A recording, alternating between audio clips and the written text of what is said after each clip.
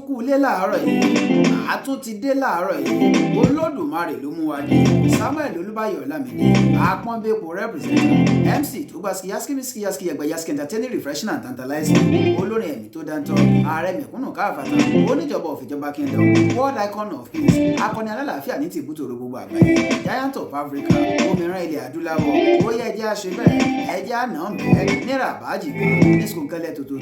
ní tọ̀tọ̀rítọ̀tọ̀ ní fèrègèdè fìhín ó ti yá kò tún kí ń ṣèròyìn mọ́ kò jẹ́ tuntun mọ́ yí pé alága tuntun ó ti jẹ nínú ẹgbẹ́ òṣèlú All Progressives Congress èyí ò ń yà wá dà ókè náà àwọn nǹkan mẹ́ẹ̀ẹ́dógún ló yẹ kẹ́ ẹ mọ̀ nípa ìyàwádà náà la máa ṣe bẹ́ẹ̀ òun láàgbé fún yín láàárọ̀ yìí ó yẹ ẹ jẹ́ lọ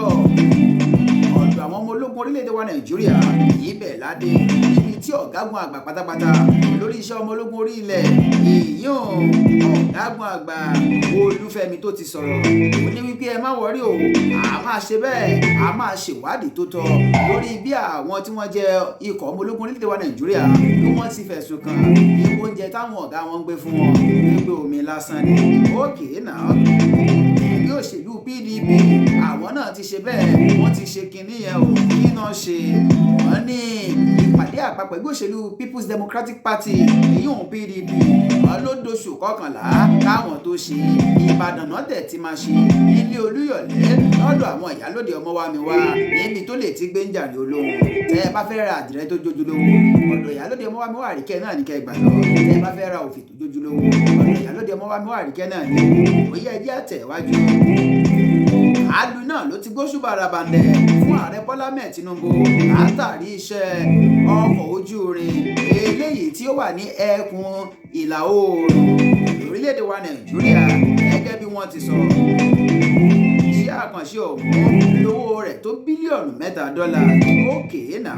ẹ̀jẹ̀ á mú eléyìí àti gba ọmọ náà sọ́dọ̀ èyí ọmọ eléyìí tí wọ́n ṣe bẹ́ẹ̀ tí wọ́n gbé sínú ọjà láìmẹ́ni tó ní ìjọba ìpínlẹ̀ Ògùn ló fọ̀rọ̀ léde ìròyìn eléyìí náà ló bani lójú jẹ́ tó tún bani lọ́kàn jẹ́ ibi tí wọ́n ti sọ wípé arákùnrin kan náà ló gbẹ̀mí olóyún kan lẹ́ni tó jẹ́ nọ́ọ̀sì láójú náà ti lè fi ṣe oògùn owó ẹ̀yìn ọmọ ìpínlẹ̀ Anambra wetin happen na wetin dey sup wọ́n ní man kiss pregnant nurse for ritual in Anambra how is it going? You guys are actually doing something undoable. It's not fair at all from Anambra. Ó ní double glory ló máa jẹ́ double glory ló máa jẹ́ gbogbo ayé mi ò double glory ló máa jẹ́ okay now cherubim and seraphim abor of grace wọ́n ṣe bẹ́ẹ̀ wọ́n tún gbé e dóde night of Jacob chapter 5 lélẹ́yìí dókítà Ọlámídé àjọ máa wà ńbẹ̀ ní double glory yìí náà ní tọdún yìí ògo kíni onípín méjì ọ̀tọ̀ọ̀tọ̀ àjọ máa wà ńbẹ̀ ní Prophet Michael Múlẹ́rọ̀ yìí náà ló máa gbà wá lálejò pẹ̀lú àwọn ìránṣẹ́ Ọlọ́run kàǹkàǹkà ní ọjọ́ kìíní nínú oṣù kẹjọ ọdún 2025 aago 9 alẹ́ yìí náà ló máa bẹ̀rẹ̀ ibo lálẹ́ tí máa ṣe Royal Rainbow Hall eléyìí tó ń bẹ ní Federal Housing ní Lugbe ẹ má jẹ́ àṣẹ bẹ́ẹ̀ ẹ má jẹ́ apẹ́ ń bẹ̀ àjọ máa wà ń bẹ̀ ní dókítà Ọlámídé gbogbo ẹ̀yin tàkújá tẹ́ ẹ fẹ́ rí mi tẹ́ ẹ fẹ́ rí dókítà Ọlámídé ẹ má bọ̀ wá sí double glory ní night of Jacob chapter 5 ẹjẹ́ abẹ̀rẹ̀ ní ràbájì gan ní skunkẹ́lẹ́ tótótó ní tọ̀tọ̀rí ní fìrìgìdì fìrí eléyìí ló bani nínú jẹ́ ìròyìn ọ̀hún náà ló sọ yìí pé arákùnrin kan náà ló ti gbẹ̀mí olóyún tó jẹ́ nọ́ọ̀sì èyíùn láti fi ṣògùn ìpínlẹ̀ Anambra ló ti wáyé wọ́n ní arákùnrin kan eléyìí tí wọ́n pe orúkọ rẹ̀ ní Chimele Oboji náà ni wọ́n ti fi ẹ̀sùn kàn wípé ó ṣe bẹ́ẹ̀ ó gbẹ̀mí arábìnrin kan lẹ́ni tí ó jẹ́ nọ́ọ̀sì tó sì lóyún nínú ní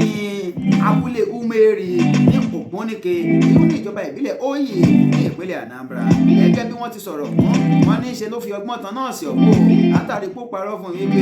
ìyá òun náà ní ara rẹ̀ ò yá eléyìí tó sì nílò kí wọ́n ṣe bẹ́ẹ̀ kí wọ́n wá tọ́jú rẹ̀ wọ́n ní gẹ́gẹ́ bí wọ́n ti sọ ìròyìn ọ̀hún náà ló fìdí rẹ̀ múlẹ̀ pé ẹsẹ̀kẹsẹ̀ tí arábìnrin ọ̀hún wọnú ilé náà ló ti ṣe bẹ́ẹ̀ tó ti gbẹ̀mí lẹ́nu rẹ̀ tó sì pín yẹ́lẹyẹ̀lẹ gẹ́gẹ́ bí wọ́n ti wá sọ wọ́n ní nígbà tí wọ́n rí òkú arábìnrin ọ̀hún níbi tó ṣe bẹ́ẹ̀ tó ju òkú arábìnrin ọ̀hún sí ilé tí kò jìnnà sí ọ̀dọ̀ ẹ̀ náà ni wọ́n sọ wípé wọ́n ti yọ àwọn nǹkan kan lára arábìnrin ọ̀hún ó jẹun tó bani nínú jẹ́ ẹ wò ó àwọn ọlọ́pàá ọlọ́pàá ti bẹ̀rẹ̀ wádìí lórí ìṣẹ̀lẹ̀ ọ̀hún. àdúrà wa ni wípé ọlọ́run má jẹ́ àkó ọwọ́ tájẹ̀ là ń wá kiri, ọlọ́run má jẹ́ àpàdé ohun tí ó jẹ wá. ó yá ní ìpínlẹ̀ Ògùn gẹ́gẹ́ bọ́n ti sọ̀rọ̀. ìjọba ìpínlẹ̀ Ògùn wọ́n ní pé ọmọ tí wọ́n ṣe bẹ́ẹ̀ tí wọ́n gbé sáàrin ìjà wọ́n láwọn ti ṣe bẹ́ẹ̀ àwọn ti gbà ṣàkóso. ọlọ́run dẹ̀ ti ń ṣe bẹ́ẹ̀, ọlọ́run ti ń tọ́jú ọmọ ọ̀hún. Adélẹ́yẹ nígbà tó ń sọ̀rọ̀ pẹ̀lú àwọn oníròyìn yóò lánàá yìí nílùú Abẹ́òkúta náà ló sọ wípé ìṣẹ̀lẹ̀ ọ̀hún náà ló jẹ́lẹ̀ tí kò dára rárá. gẹ́gẹ́ bó ti sọ̀rọ̀ wọ́n ní wípé ìjọba ìpínlẹ̀ Ògùn náà ni wọ́n ti ṣètọ́jú ọmọ ọ̀hún èyàn lápá abẹ́yìn. òye ẹjẹ́ ayàbàrá ká lọ sínú ìròyìn míì níbi tí ọ̀gágun ológun orílẹ̀-èdè wa Nàìjíríà èyàn ọ̀gágun àgbà Olúfẹ́mi tó ti pàṣẹ wípé ẹ wò ó ẹ ṣèwádìí ẹ wádìí lórí ọ̀rọ̀ wọn o. níbi tí àwọn ológun orílẹ̀-èdè wa Nàìjíríà ní wọ́n ti ń fẹ̀sùn kan àwọn ọ̀gá wọn wípé oúnjẹ tí wọ́n ń fún wọn èso oúnjẹ tó ṣe bẹ́ẹ̀ tó ṣe jẹ èso oúnjẹ tó yẹ kó máa fọmọlúàbí.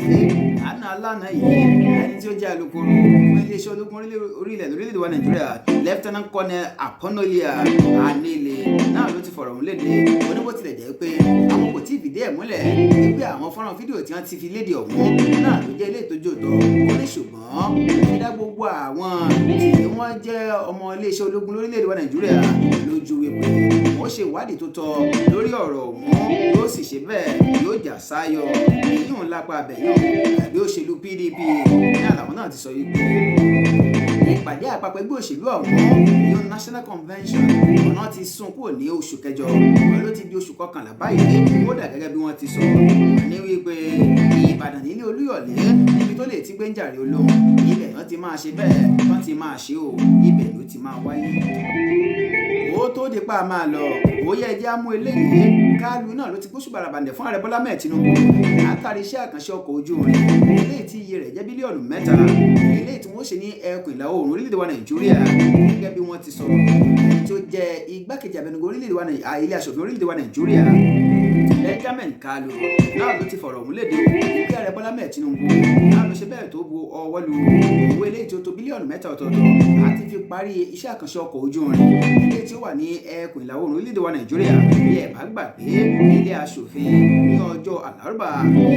ìgbà tí wọ́n ń ṣe ìjókòó wọn náà ni wọ́n buwọ́ lù ú eléyìí tí ààrẹ orílẹ̀-èdè wa Nàìjíríà tó fi ṣọwọ́ sún wọn pé ẹ dákun ẹ bá buwọ́ lu owó yìí ká fi ṣe iṣẹ́ àkànṣe ọ̀hún. gẹ́gẹ́ bí wọ́n ti sọ wọ́n ní iṣẹ́ àkànṣe ọ̀hún náà ló jẹ́ ọ̀kan lára àwọn iṣẹ́ àkànṣe pàtàkì tá à ń pè ní legacy project eléyìí tí ìṣèjọba ààrẹ Bọ́lá mẹ́ẹ̀ Tinubu tí wọ́n ṣe bẹ́ẹ̀ tí wọ́n dáwọ́ lé láti lè mú kí ọrọ̀ ajé orílẹ̀-èdè wa Nàìjíríà kí ó ṣe bẹ́ẹ̀ kí ó dúró rẹ̀. nígbà tí ó ń gbóṣù bàràbàǹdẹ̀ fún ààrẹ Bọ́lá mẹ́ẹ̀ Tinubu igbákejì abẹnugan ilé ìgbìmọ̀ aṣojú fún orílẹ̀-èdè wa Nàìjíríà Benjamin Kalu ní àná lánàá náà ni ó sọ̀rọ̀ látẹnu tí ó jẹ́ akọ̀ròyìn rẹ̀ níwọ̀n Lebanon Nwambugiogu gẹ́gẹ́ bí ó ti ṣàpèjúwe ọ̀hún ó ní iṣẹ́ ọ̀hún ló jẹ́ iṣẹ́ tó ṣe bẹ́ẹ̀ tó dáa ní ẹkùn ọ̀hún ní ẹ̀bá sì gbàgbé wọ́n ní iṣẹ́ àkànṣe ọ̀hún iná yóò ṣe ọrọ̀ ajé eléyìí tí iye rẹ̀ tó bílíọ̀nù lọ́nà 50 náírà gẹ́gẹ́ bí wọ́n ti sọ wọ́n ní lọ́dọọdún ni o. gẹ́gẹ́ bí wọ́n ti sọ wọ́n ní ọkọ̀ ojú irin ọ̀hún náà ni yóò so Aba àti Onitsha papọ̀ mọ́ ẹkùn àríwá orílẹ̀-èdè wa Nàìjíríà yóò northern part of Nigeria. ẹ̀wọ̀n ẹja máa lọ ilé wa Samuel Olúbáyọ̀ Lámìdí àwọn gbogbo representative MC tó gba skiyaski ẹgbẹ́ yaski ní tẹ́lẹ̀ reflection and tantalizing títí ìgbà mi láti jọ máa pàdé kéré lójú owó rí o kéré lójú gbogbo ọjọ́ rí ó yẹ ẹjẹ́ àjọ pàdé night of Jacob chapter 5 tó bá di ọjọ́ kìíní ní oṣù kẹjọ ọdún 2025 táwa yìí aago 9 ni o ní Royal Rainbow Hall èyí tí ń bẹ ní Federal Housing ní Lugbe tí a ní àyè dókítà Ọlámídé máa wà ńbẹ̀ double glory ní tọdún yìí ẹ bá fẹ́ gba double glory ó yẹ ẹjẹ́ àjọ pàdé ńbẹ̀ ókè náà ẹni tí ó gbà wá lálejò náà ni wòlíì Ọlọ́run ọ̀gá ògo jùlọ ìyún Prophet Michael Múlẹ́rọ ti ìjọ Abọ́rọ̀ of Grace International Ministry Cherubim and Seraphim káàkiri àgbáyé ó ṣe kí ni ó dàbọ̀.